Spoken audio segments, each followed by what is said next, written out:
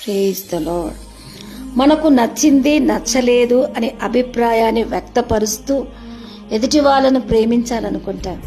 అయితే ఇలా ఉంటేనే కావాలనిపించేది ఇష్టము, ఎలా ఉన్నా కావాలనిపించేది ప్రేమ.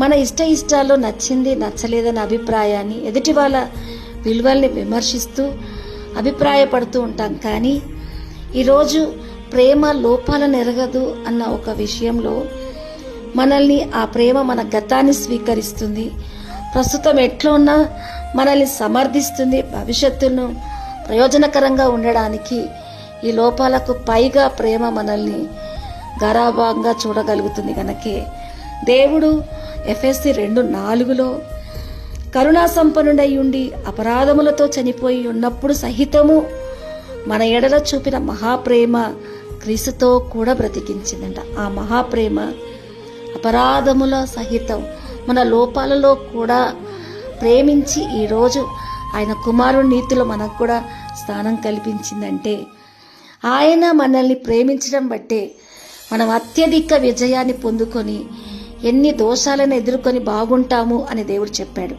మరి ఆయన ప్రేమలో మన లోపాలకి పైగా విజయాన్ని ఇస్తున్నాడు గనక దేవుని ప్రేమ మనందరినీ ఉద్ధరిస్తున్నది.